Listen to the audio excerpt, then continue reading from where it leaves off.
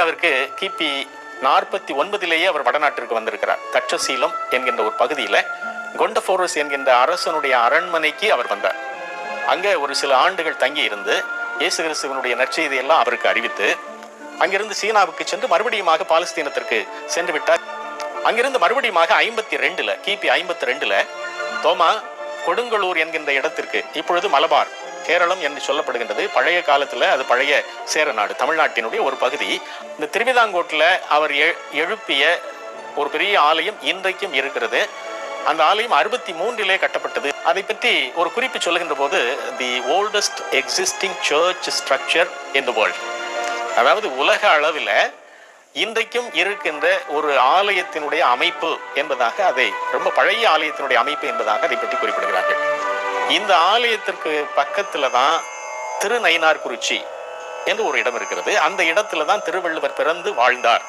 இதையும் அந்த திருச்சபையினுடைய புத்தகத்துல, அவர்களுடைய வரலாற்று குறிப்புகள் அடங்கி இருக்கின்ற ஒரு புத்தகத்துல, அந்த அறப்பள்ளி என்பதாக தமிழிலே இன்றைக்கு மொழிபெயர்த்து வெளியிட்டு இருக்கின்றார்கள். சென்னையில மயிலாப்பூர் ரொம்ப பழமையான ஒரு இடம்.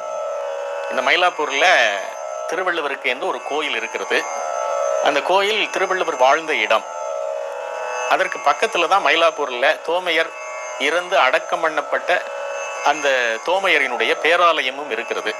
இப்போ தோமையரை பற்றி நாம சொல்ல வேண்டும் என்று சொன்னால், தோமையர் சென்னை என்று அறியப்படுவதற்கு முன்னால மயிலாப்பூர்ல அவர் செய்த பெரிய பணிகள், கிட்டத்தட்ட 20 ஆண்டுகளுக்கு மேலாக அவர் இங்கே பணியாற்றி இருக்கின்றார்.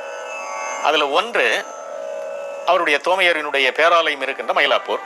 அடுத்தது சின்னமலை, அது சைதாப்பேட்டைக்கு அருகிலே இருக்கின்ற ஒரு அருமையான ஒரு இடம். இப்போ சின்னமலையில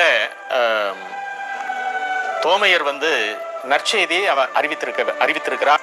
அதற்கு அடுத்த ஒரு இடம் பெரியமலை என்பதாக சொல்லப்படுகின்ற இன்றைக்கு செயின்ட் தாமஸ் மவுண்ட். இந்த பெரியமலையில ஒரு நாள் அவர் ஜெபித்து கொண்டிருந்த போது அவருடைய விரோதிகள் அவரை அங்கே ஒரு ஈட்டியினால் குத்திவிட்டார்கள். அதனால அந்த ஈட்டியினால் குத்தப்பட்டதுனால அங்கிருந்து அவர் ஓடி கிட்டத்தட்ட அவர் வழக்கமாக தங்கி இருக்கின்ற அந்த சின்னமலையை நோக்கி வருகின்ற போது அவர் வழியிலேயே இறந்து போய்விட்டார் என்கின்ற ஒரு செய்தியும், இறந்து போன அவருடைய உடலை அவருடைய மற்ற மாணாக்கர்கள் அவருடைய உடலை எடுத்து கொண்டு இப்பொழுது சாந்தம் பேராலயம் இருக்கின்ற அந்த இடத்திலே அவரை அடக்கம் பண்ணினார்.